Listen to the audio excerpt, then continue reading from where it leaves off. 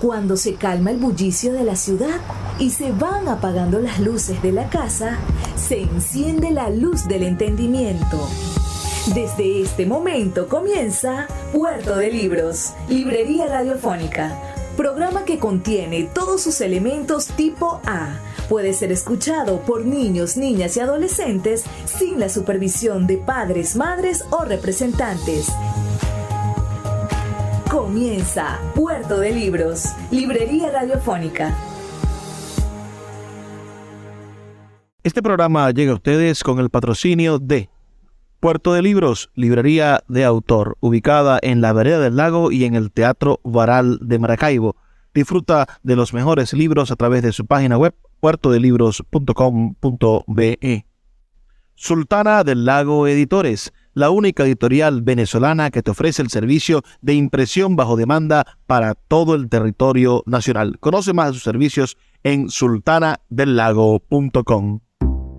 Bienvenidos a Puerto de Libros, Librería Radiofónica. Les habla Luis Peroso Cervantes, quien de lunes a viernes, todas las noches, a través de la Red Nacional de Emisoras Radio Fe y Alegría, trae este programa para llegar a sus hogares con buenos y maravillosos libros, con ideas importantísimas, para transformar nuestras realidades, para pensar lo que nos rodea y para decidir, porque si usted tiene ideas, las ejecuta, las cultiva, puede ser que coseche esas maravillosas semillas del criterio que van a permitir tomar buenas decisiones en su existencia.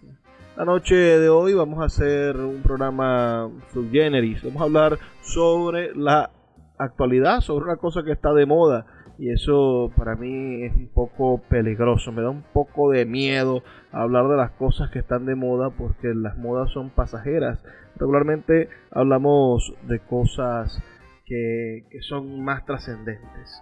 Pero la noche de hoy estaremos conversando con ustedes sobre la película Barbie. Sobre esa película que fui al cine con mi pareja, tuvimos la oportunidad de verla, de pensarla, y ahora, traemos un poco de reflexión acerca del caso, acerca de ese personaje, y por supuesto lo vamos a relacionar con literatura. Si usted no ha visto la película, intentaré no hacer, ¿cómo se llaman estas frases tan terribles? Spoilers.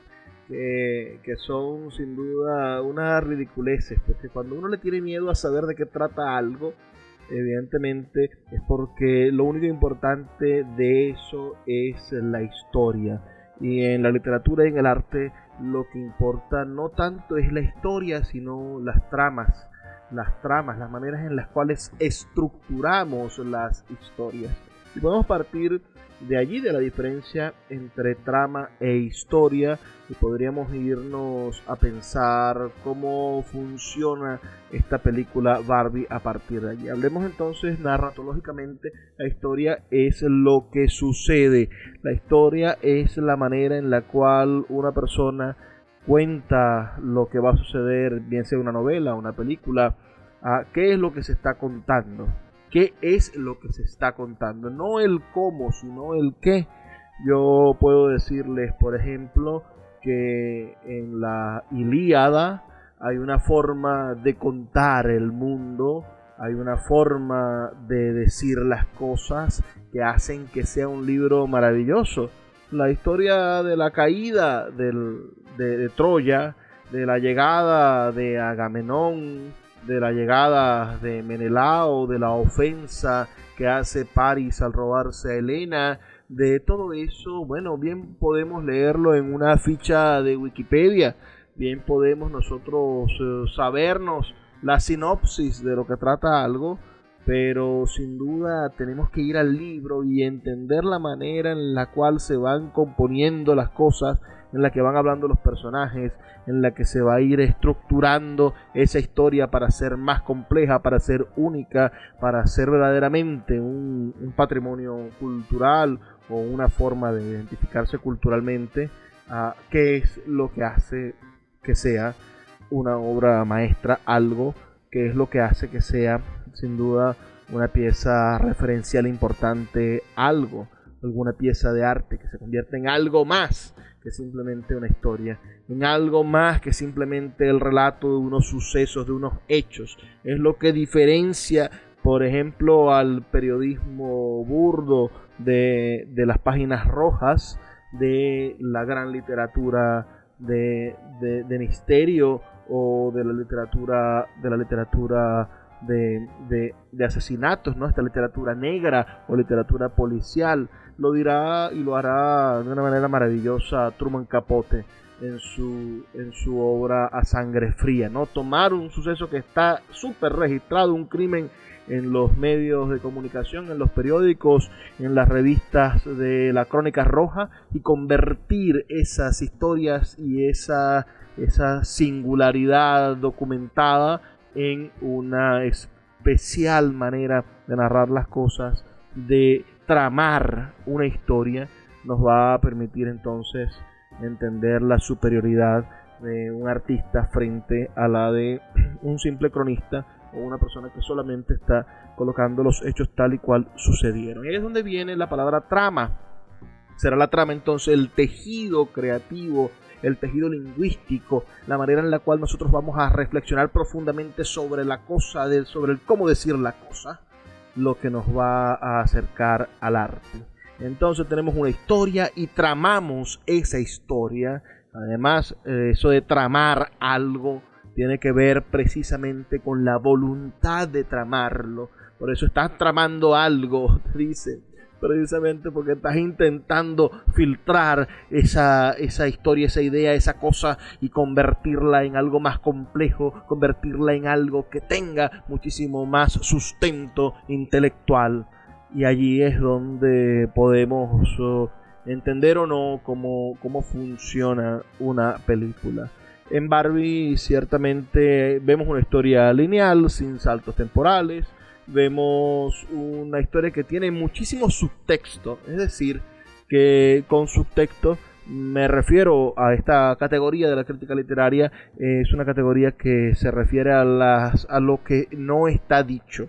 No está dicho, bueno, precisamente porque Barbie es una muñeca, ustedes la conocerán, creada en el año 1959, y del 59 al 2023 ha corrido muchísima agua debajo de ese puente, del puente de esa muñeca. Entonces tiene muchísimo subtexto la película. La película llega precisamente con un montón de precuelas publicitarias, llega con un montononón, por supuesto, de estructuras y de maneras de animaciones, con maneras que ha tenido Mattel de intentar meterse en el mundo de la producción audiovisual y del campo artístico para vender.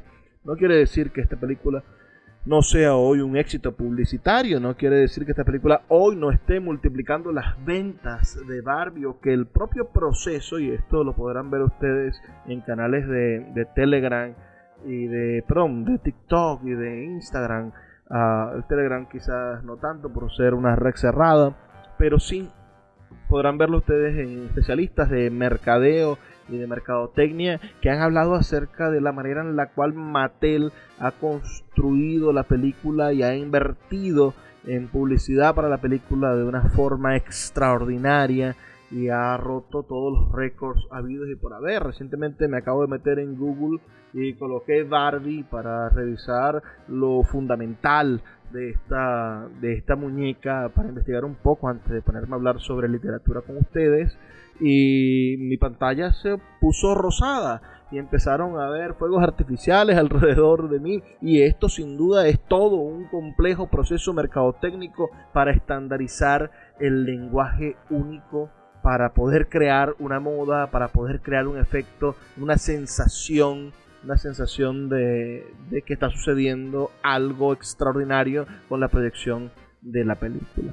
Lo cierto es que nos encontramos con una película que comienza con una voz en off que coloca al mundo de Barbie en sus posibilidades reales, imaginativas, de mundo feliz, de mundo de juguetes, y desde ese punto hasta el final es una sola línea, un continuum que nos va a llevar hasta el final de la película, donde el último chiste a mí no me causó gracia, pero habría que analizarlo, quizás lo analicemos al final de este episodio de Puerto de Libros, librería radiofónica. Lo cierto es que nos encontramos con una película con poca trama, es decir, la historia no está tramada en saltos temporales, no está tramada con dificultades que vayan, bueno, a hacer incomprensible la película. Lo que sí está es repleta de conceptos y de guiños, por supuesto, a las teorías del feminismo contemporáneo, que son muy ciertas, que son denuncias válidas de la manera en la cual se le va haciendo a las mujeres, bueno, un cerco que construye el patriarcado, y ahí es donde tenemos que nosotros quizás que hablar algunas de las funciones de los temas que se tratan en esta película y la manera en la cual nosotros podemos desconstruirnos y posibilitar el encuentro con una feliz manera de realizarnos como seres humanos y sobre todo en este siglo XXI. Lo que sí queda muy claro es que hay una denuncia a ese machismo perverso que durante muchos años, bueno, descatalogó a la mujer de las posibilidades de ser igual al hombre. Y sin duda hay una manera en la cual ha tratado la película el tema, naturalizando el tema de los conceptos de la lucha por la igualdad, naturalizando conceptos que quizás para los venezolanos sean difíciles de entender porque no vivimos en una sociedad que tenga un movimiento feminista activo o que se convierta el asunto del problema de la invisibilización de la mujer o de su contribución en la sociedad o la presencia de la estructura patriarcal predominante no es un problema que esté en los medios de comunicación o no es un problema que esté masificado. Las leyes, a pesar de que existen leyes de defensa de la mujer, son leyes que sin duda no son de ninguna manera leyes que se conviertan en argumentos de defensa pública. La gente en el autobús no está hablando de esto, la gente en las calles, en los colegios no se está hablando de esto. No es un problema público como lo puede ser en Estados Unidos y en las sociedades desarrolladas, o puede serlo en España, o puede serlo en los debates públicos de lo que significa Venezuela hoy en día. Y por eso esta película y la manifestación que ha tenido globalmente quizás despierte la posibilidad de que esta discusión sobre los derechos humanos pueda hacerse, bueno, más amplia día a día, y pueda uno de algún modo estar de acuerdo o no con la manera en la cual se visibilizan los problemas. Vamos a hacer una pequeña pausa, ya vamos a volver con más de Puerto de Libros y vamos a empezar a hablar de literatura. Les tengo dos referentes con los cuales he comparado esta película y son referentes interesantes, creo yo, que podrían contribuir al debate. Vamos a hablar sobre Madame Bovary de este maravilloso escritor francés Gustave Flaubert, y vamos a hablar sobre otra novela que a mí me encanta, que es La Casa de Muñecas, una obra de teatro que se puede leer como una novela de Henry Ibsen. Y esto lo vamos a comparar, por supuesto, con el discurso de la película Barbie, una película de reciente data, una película estrenada en este año 2023 y dirigida por la cineasta Greta Gerwig. Ya volvemos con más de Puerto de Libros, librería radiofónica. Síguenos en @Librería Radio.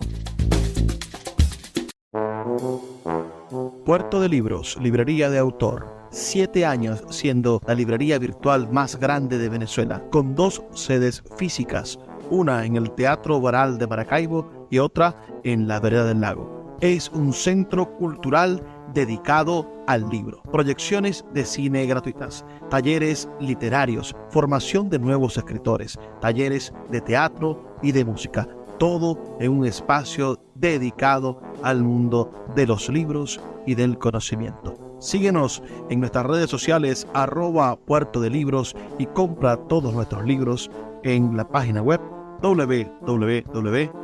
puertodelibros.com.be. Puerto de Libros, la librería que estás buscando.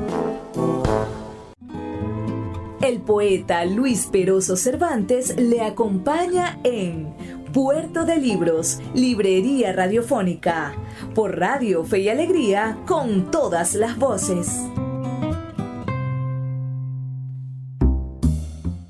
Seguimos en Puerto de Libros, librería radiofónica, esta noche conversando sobre la película Barbie y hablando sobre esta cosa terrible que es la actualidad. Yo le tengo miedo a hablar de los temas de actualidad porque no sé si vale la pena hacerlo.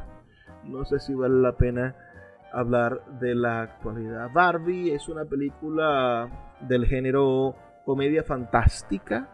Es un cine completamente norteamericano, estadounidense, de este año 2023, dirigida por Greta Gerwig. ¿Quién es Greta Gerwig? Bueno, ella nació en el año 1983, el 4 de agosto, en Sacramento, California. Es actriz, directora, guionista, productora. Su nombre surgió por su participación en las películas Numblecore, que es un subgénero de cine independiente caracterizado por actuaciones y diálogos naturalistas, con bajos presupuestos y con énfasis en los diálogos más que en la trama, foco en las relaciones personales, y que sus protagonistas siempre tienen entre 20 y 30 años de edad. Ha colaborado con el director Joe Swanberg en varios proyectos, incluyendo la película Nights and Weekends, escrita, dirigida y protagonizada por ambos. En el año 2017 debutó como directora y guionista en solitario con la película Lady Birds, que es una película de comedia dramática del año 2017, como les comento, y protagonizada por Saoirse Ronan y por Lauren Metcalf, por Tracy Letts, por Lucas Higgins y por Timothy Chalamet. Si me viene a la mente, este muchacho, que es el que hizo esa maravillosa película que se titula, bueno, ahorita no recuerdo, Llámame por tu nombre, llámame por tu nombre, sí, ese es el nombre de la película. Esta película, Lady Birds, bueno, es una película que estuvo nominada al Globo de Oro y que ganó precisamente el Globo de Oro a Mejor Película, Mejor Comedia Musical. Esta película la pone a ella en el tapete por ser la directora, y recibió varias nominaciones a los premios Oscar como Mejor Dirección y Mejor Guión Original. Pero bueno, ahora está en la palestra de la acción por su dirección en la película Barbie. Esta es sin duda una excelente película que, como les digo, se estrenó el pasado 20 de julio del año 2003 y es una película basada en el universo de esta famosa muñeca.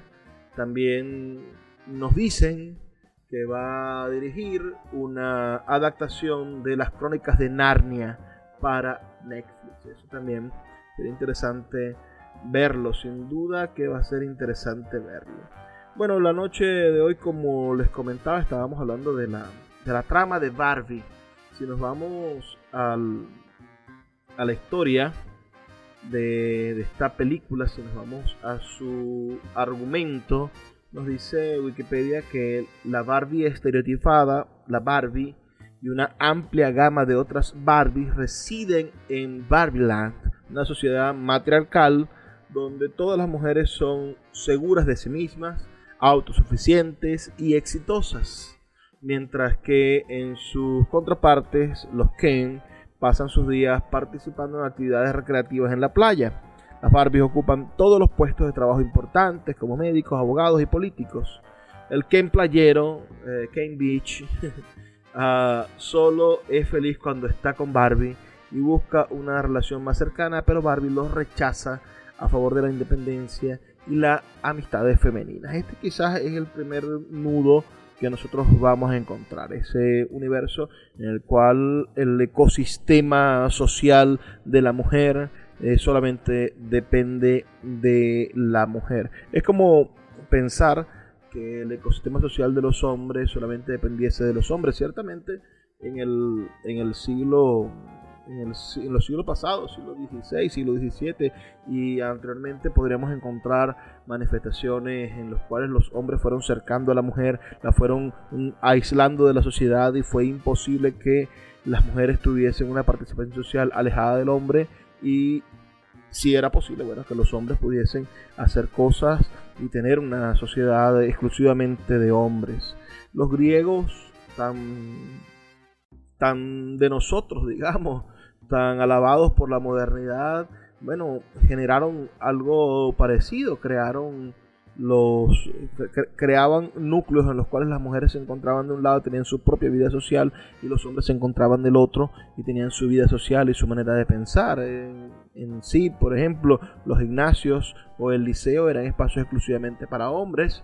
En cambio, las mujeres tenían un espacio reservado de la casa al que solamente podían entrar mujeres, que era el gineceo.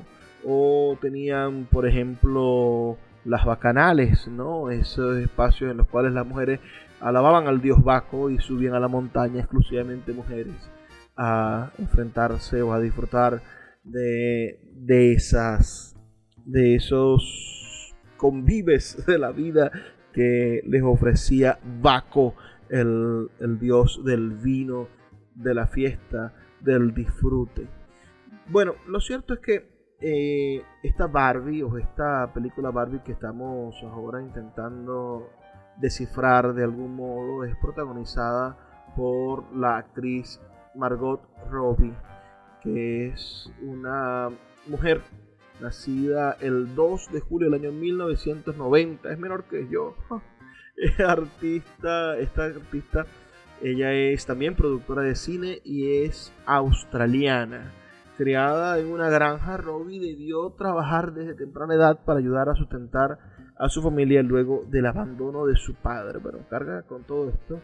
En su infancia siempre había mostrado interés por la actuación, y a los 17 años se mudó a Melbourne en busca de oportunidades. Tras haber tenido breves apariciones en algunas series y películas, Robbie alcanzó su fama en su país, en Australia, al interpretar a Donna Friedman en el serial televisivo Nextburg, para el cual grabó 311 episodios y con el que fue nominada a 2 premios Logie.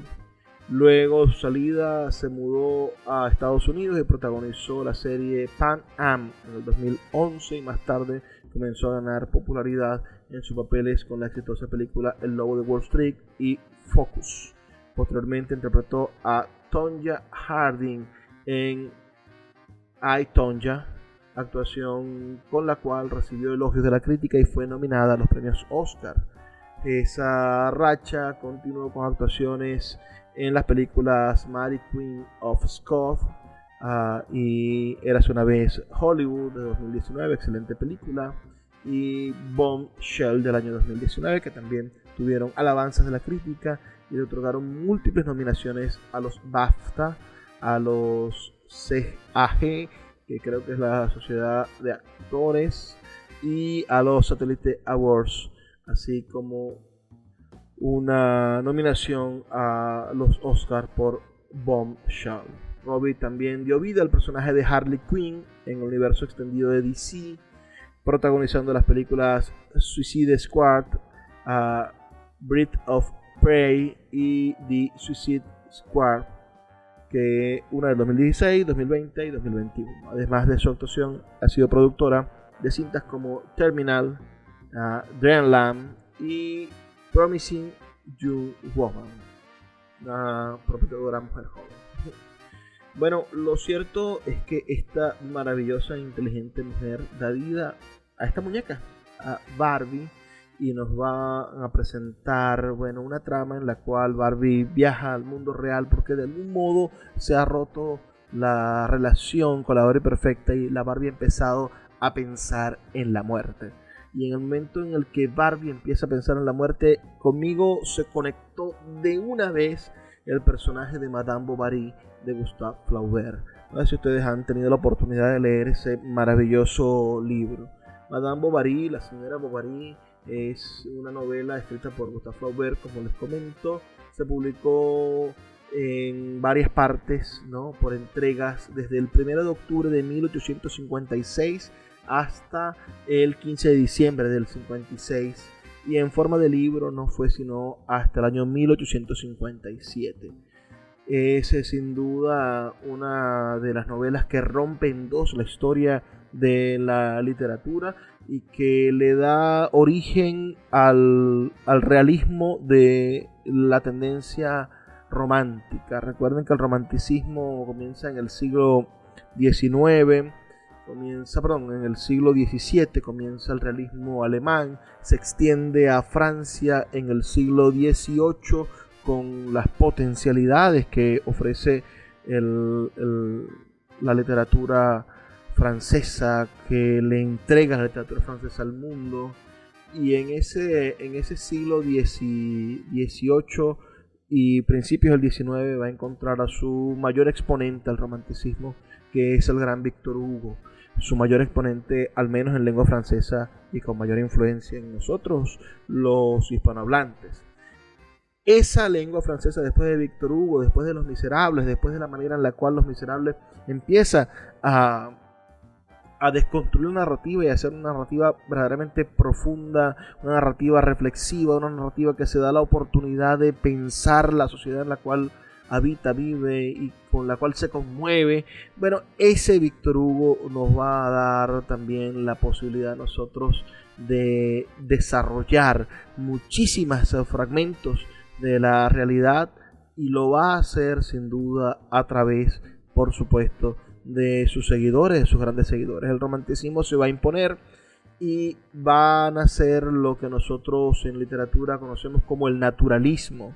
Entre los términos literarios también se conoce como el realismo.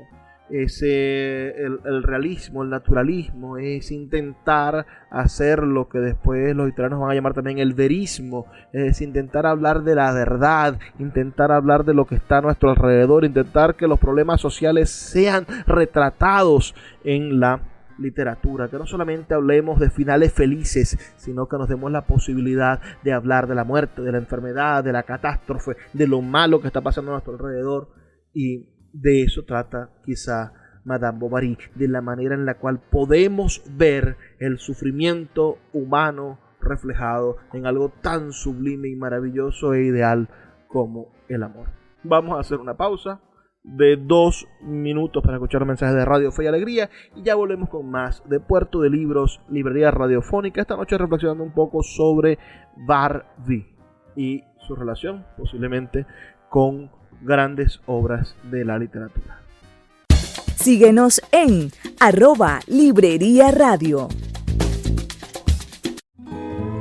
El poeta Luis Peroso Cervantes le acompaña en Puerto de Libros, Librería Radiofónica, por Radio Fe y Alegría, con todas las voces.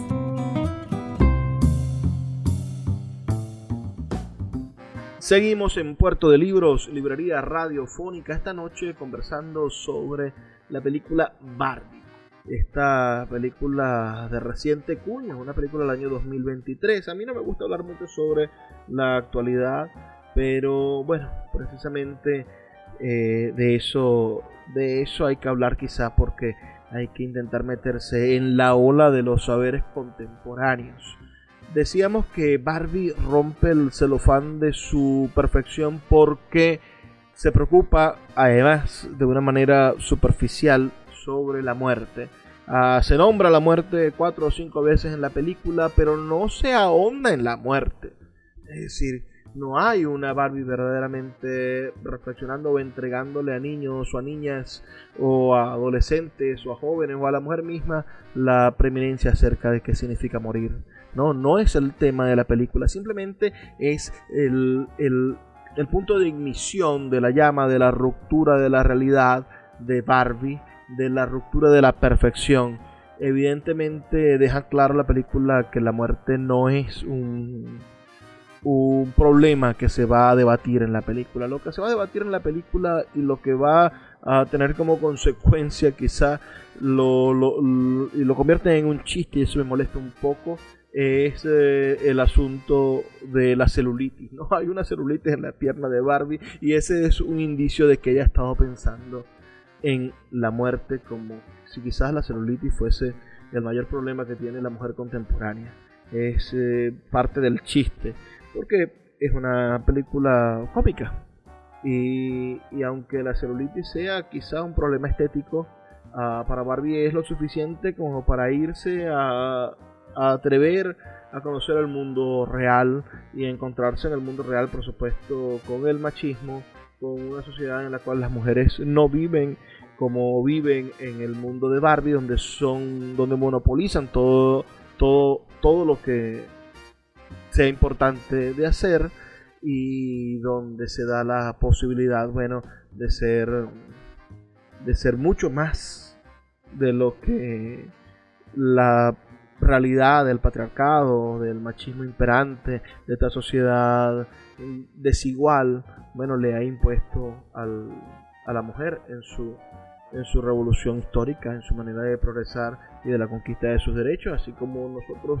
los morenitos hemos tenido que luchar por nuestros derechos, así también, bueno, como los indígenas han tenido que luchar por sus derechos, así como los homosexuales han tenido que luchar por sus derechos, y las personas de las minorías religiosas han tenido que luchar por sus derechos. También la mujer ha tenido y lo ha logrado zafarse del yugo del patriarcado que aún está presente, pero que poco a poco, gracias a películas como esta, se visibilizan y se va disolviendo en el pasado. Es decir, van muriendo los patriarcales, van muriendo los machos vernáculos, y con ellos, menos mal, va muriendo el machismo, va muriendo la xenofobia, va muriendo la homofobia, van muriendo las cosas malas y se va imponiendo, bueno, la razón. El miedo está en que, bueno, proliferen terraplanistas, en que proliferen personas que crean que existe una ideología de género que quiere acabar con el mundo, o personas que crean que la mujer no está al nivel del hombre para poder gozar de la igualdad. Y para eso es importante reflexionar sobre estas cosas. Hablaba entonces sobre, en el momento en el que la Barbie, las 3 o 4 conexiones importantes que hace esa película sobre la muerte, yo conectaba al tema fundamental de la novela Madame Bovary, que es el amor y la muerte. Son quizás los dos grandes preceptos de esa maravillosa novela que en el siglo XIX, la segunda mitad del siglo XIX, bueno, desarrolla y cambia para siempre al movimiento literario francés y posteriormente al mundo que la va a conocer, que la va a leer y que va a retratar, bueno, la historia. ¿De qué trata Madame Bovary? Bueno, Madame Bovary está dividida en 3 partes. Podemos hablar un poco sobre lo que trata. En la primera parte, después de la infancia, terminado sus estudios en una escuela de provincia y la facultad de Rouen, Charles Bovary, el esposo de Madame Bovary, recién trasladado a Tostes para ejercer como médico, se casa con una viuda por expresa petición de su madre, aunque la relación no sería duradera debido a que esta primera esposa de Charles fallece poco después del enlace. Después de la muerte de su primera esposa y debido a su trabajo, Charles Bovary debe visitar en una granja al señor Runal, y allí se encuentra con una bella joven, la hija del señor Runal, llamada Emma. Charles se enamora de ella y le pide al señor Runal la mano de su hija en matrimonio. Ella consiente y se convierte en la señora Bovary. Madame Bovary, asidua a la lectura de novelas románticas, miren el paralelismo con el Quijote, ¿no? Tiene unas ideas sobre el matrimonio que no llegarán a corresponderse con su relación con Charles. Es decir, ella, al igual que el Quijote, que leía novelas de caballería y que quería lanzarse al mundo en la aventura de remendar entuertos, bueno, ella tenía una idea del amor, que era la idea del amor preestablecido, preconcebido, y ahí es donde yo lo asocio, bueno, con la Barbie Esta Barbie, que tiene una vida completamente feliz, una vida completamente ficticia, era la vida que vivía Madame Bovary, por supuesto, en sus novelas románticas. Después de una visita a la casa de un marqués, Emma vuelve a fantasear con una vida idílica y privilegiada, pero a la vuelta a la realidad, una vida aburrida junto a su marido hace que Madame Bovary caiga enferma. Ella se enferma, se daña su ecosistema precisamente porque no quiere aceptar la realidad en la que vive. Hay otro paralelismo idéntico a lo que pasa en la novela, en la película de esta Barbie. A esta mujer, bueno, le sale la celulitis, le pasa todo esto, todo le sale mal, precisamente porque ha empezado a desconectarse del mundo de ficción en el cual quería vivir. Para su recuperación, Charles Bovary decide cambiar de aires y trasladarse a un pueblo cerca de Rouen, a Yonville, donde su vida seguirá siendo igual de monótona. La segunda parte de la novela trata cuando se trasladan a Yonville. Emma está embarazada, dará a luz a una niña a la que llamarán Bette, pero Madame Bovary no ejercerá de madre prácticamente en ningún momento.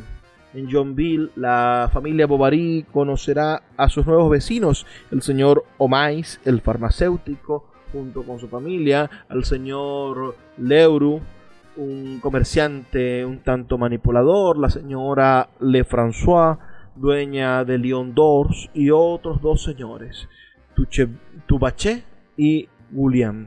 Entre estos vecinos se encuentra Léon Dupuis, que simpatizará con Emma. Su pasión por el mismo tipo de literatura los llevará a un amor imposible.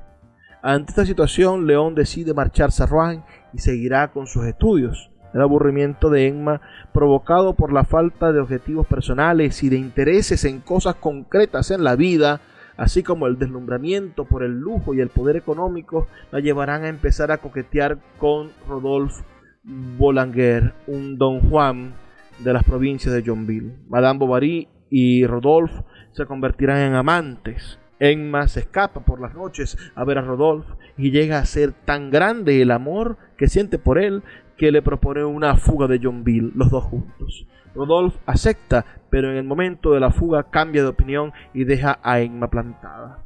Le escribe una carta que hace enfermar nuevamente a la señora Bovary.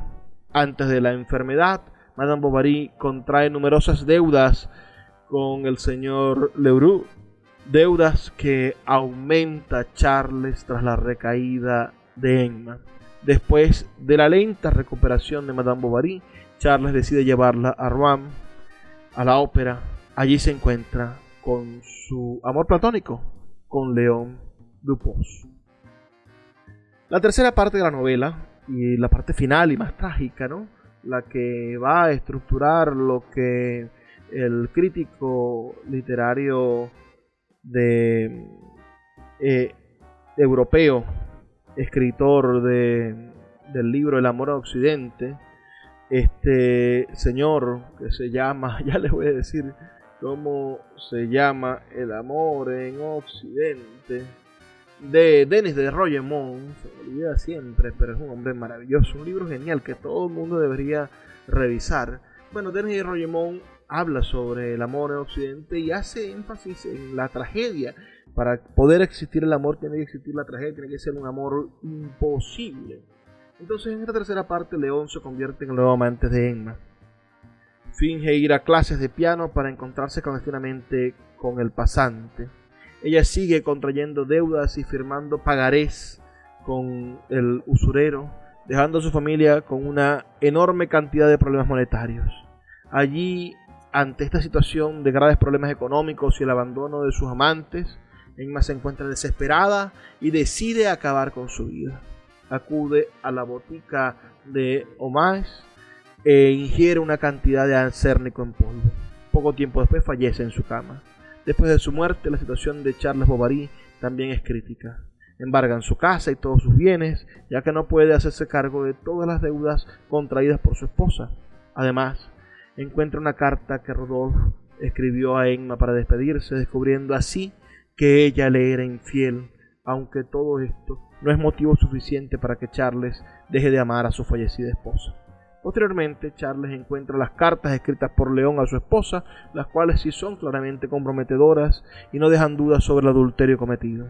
El señor Bovary finalmente acabará muriendo y dejando a la pequeña Berthe huérfana.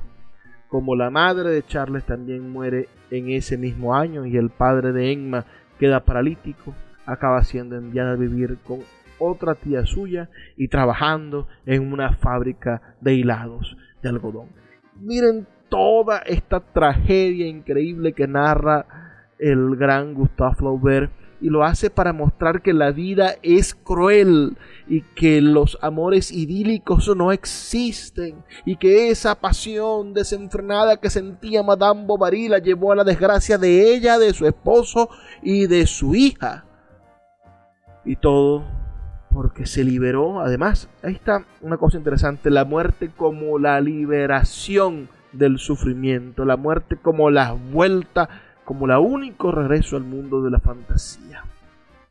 Entonces, cuando habló de la muerte, yo pensé, esta gente se va a ir por la fantasía al estilo Madame Bovary con esta película de Barbie, y me decepcionó bastante.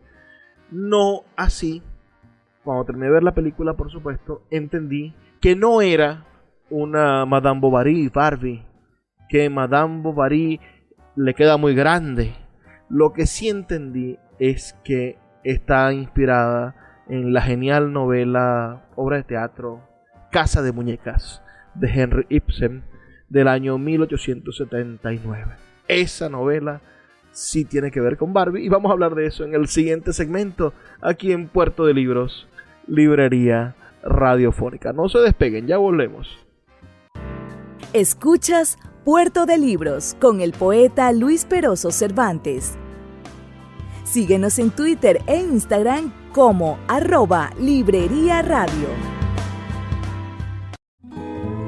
El poeta Luis Peroso Cervantes le acompaña en Puerto de Libros, Librería Radiofónica, por Radio Fe y Alegría, con todas las voces. Seguimos en Puerto de Libros, Librería Radiofónica, ya en nuestro último segmento. Pero, por supuesto, bueno, conversando esta noche sobre Barbie, esa película que acabo de ver hace un rato y dije, no voy a perder la oportunidad de reflexionar sobre ella, muy a pesar de que sea un tema que está de moda, y yo le tengo alergia a los temas de moda. No hablo sobre las cosas que están de moda. Les decía que yo pensaba que cuando Barbie se enfrentaba a la muerte lo iba a hacer como Madame Bovary, que va a terminar moviéndose la muñeca o pasando algo así para volver al mundo de la fantasía, para volver a ese espacio en el cual ella era libre y el mundo era perfecto. Pero no, resulta que Barbie abre la puerta y se va al mundo real, tal y como pasa en Casa de Muñecas de Henry Ibsen, que es una obra de teatro que se estrenó el 21 de diciembre del año 1879 en el Teatro Real de Copenhague. Casa de Muñecas fue escrita 2 años después de la obra Las columnas de la sociedad, y fue la primera obra dramática de Ibsen que causó sensación.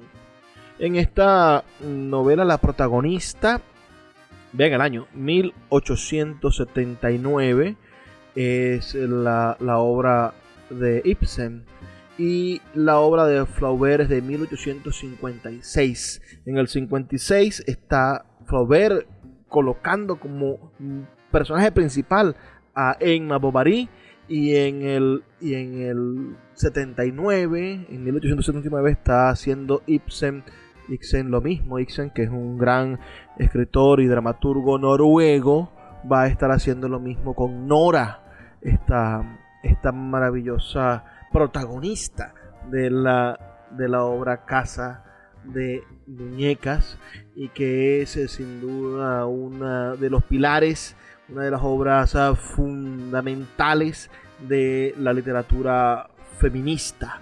Es quizás la primera obra teatral verdaderamente feminista y que enciende la llama de unas sociedades pacatas en el siglo XIX, de unas sociedades machistas, de unas sociedades retrógradas que no se preocupaban por cómo sentía la mujer, que no les importaba lo más mínimo de lo que la mujer podía tener entre sus intereses, entre sus aspiraciones. Ibsen coloca el mundo entero en la mente de Nora y nos abre la vista. Nora se cree, ella vive como Barbie en ese mundo de fantasía.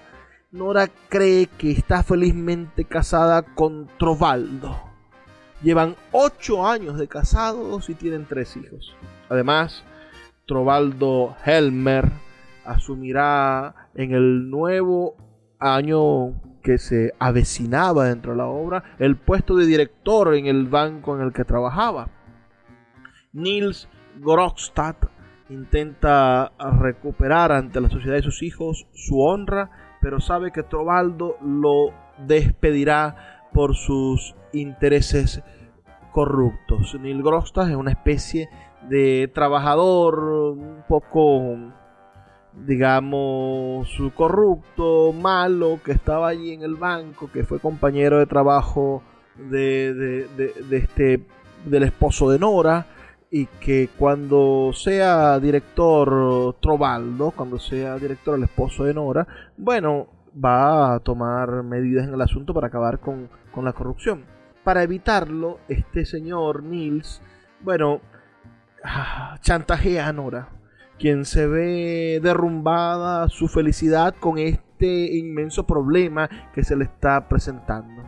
Trovaldo no accede a su petición de que mantenga al procurador en el puesto, porque Nora intenta influir en su marido, le habla bien de este muchacho, y él, que era un hombre, bueno, con grandes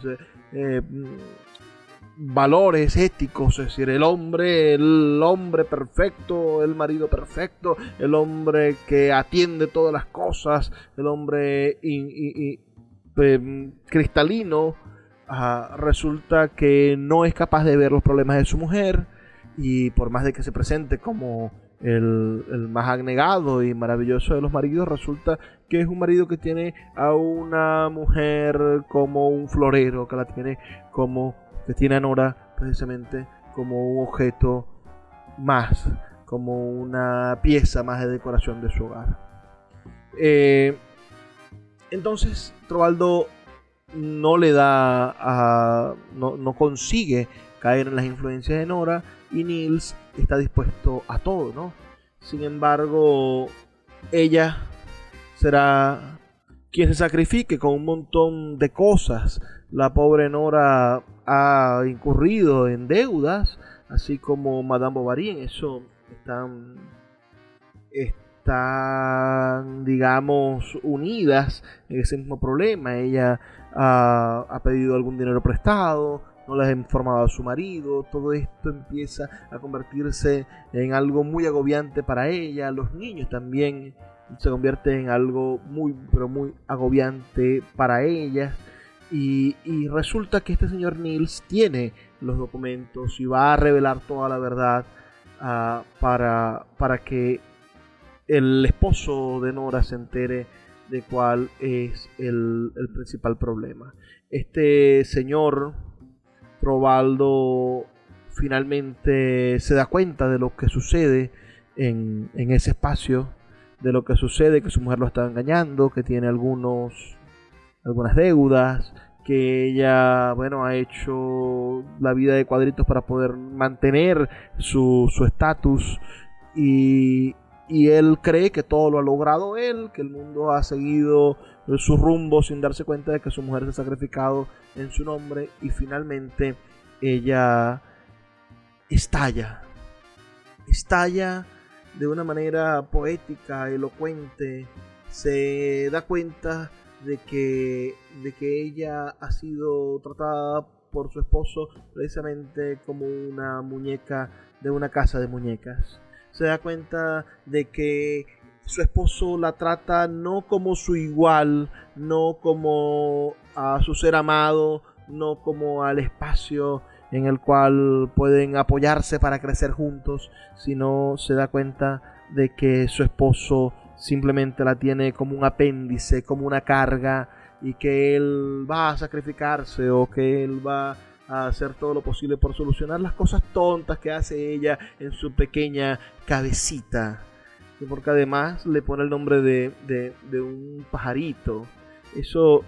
Todo eso termina, bueno, por acabar con el equilibrio de Nora, y Nora decide marcharse de la casa.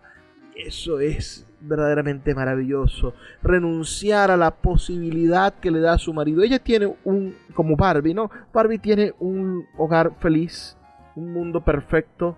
Viene la muerte, ese pensamiento de la muerte, viene la celulitis, que es lo más ridículo del caso, y la convierte en una persona frágil, y va al mundo a intentar reparar las cosas. Es lo que le pasa a Nora. Nora intenta reparar las cosas, por eso busca prestado, por eso intenta intervenir con el marido, y después vuelve otra vez a la casa, intenta llevar el mundo sonriendo, intenta ocultarle al mundo sus problemas, y cuando finalmente se descubre todo y la cosa parece que va a enmendarse porque el Torvald va a reparar las cosas, va a pagar la deuda, va a hacerle caso al chantajista, va a todo, por fin queda descubierto. Ella no se queda en el mundo de la fantasía, así como Barbie no se queda en el mundo de la fantasía, sino que decide irse al mundo de la realidad, decide ser humana, decide renunciar al espacio que fue su espacio ideal desde un principio.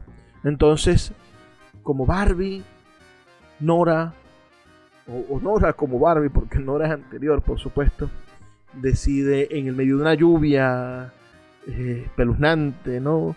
Decide lanzarse a la calle a hacer su propio destino, porque no quiere ser parte de ese juego terrible y plástico que es el mundo ideal, donde no se corren riesgos, donde tienes que estar sumido a la voluntad de tu marido, que te va a abrazar o que te va a hacer sentir completamente segura, porque tú eres incapaz de brindarte a ti mismo seguridad. Entonces, aunque parezca obvio, Casa de Muñecas creo que es el verdadero subtexto de esta película, que trata sobre la muñeca creada por Ruth Handler en el año 1959. Esa película que es la última película de Mattel, y que sin duda es una estrategia publicitaria gigantesca, que en el medio de un discurso, y ahí es donde vienen las críticas al proceso del capitalismo, ¿no? Es decir, un discurso de reivindicación de los derechos de la mujer, un discurso que atenta contra el consumismo, que atenta que utiliza además como bandera, porque al principio hay un personaje, una muchachita que es un poco crítica del sistema capitalista y del consumismo, después se convierte en una docenada más. Es decir, cómo nosotros utilizamos el discurso que nos está agrediendo, que está invisibilizando a Barbie, que está atacando a la plástica y reluciente muñeca de pelo rubio, cómo nosotros hacemos para que esta sin sal personaje de la superficialidad pop se convierta en la abanderada precisamente de aquello que la contradice, que es el feminismo, que es la lucha por la diversidad de cuerpos, por la diversidad social. Es un talento que tiene Disney, que tienen las grandes empresas, que tienen los grandes productores audiovisuales para, bueno, de algún modo ocultarse detrás de las luchas de reivindicación social y poder seguir facturando en nombre ahora de las personas a los que ellos han discriminado durante cientos y cientos de años. La película se presenta como una película inocente, una película de reivindicación social, pero finalmente no es otra cosa sino una gran película de manipulación social, en la cual, bueno, nuevamente Mattel, esa industria que vale miles de millones de dólares. Mire, ¿cuánto vale Mattel? Estas son 3, son 6, son 9 cifras. Tiene un valor de 5.770.000.000.000 de dólares. Es decir, es una empresa súper poderosa, el gran monopolio del juguete en el mundo, y es capaz ahora de agarrar la bandera del feminismo y decir, bueno, Barbie es feminista, cuando Barbie siempre ha de algún modo estigmatizado a la mujer. Y en la búsqueda de relaciones con la literatura, bueno, hemos encontrado que Casa de Muñecas de Ibsen es sin duda la base en la cual está estructurada la narrativa de Barbie. Los invito a que lean Madame Bovary, a que lean Casa de Muñecas y después a que vayan a ver la película Barbie. Gracias por compartir conmigo este programa de la noche de hoy. Si les ha gustado y si quieren que haga otro programa parecido sobre alguna otra película o algún otro tema de la actualidad, escríbanme sus comentarios al 0424-672-3597, 0424-672-3597, con nuestras redes sociales @Librería Radio en Twitter y en Instagram. Es hora de despedirme, agradecido con ustedes, nos escuchamos el día de mañana. Trabajo para ustedes Luis Peroso Cervantes. Por favor, sean felices, lean poesía.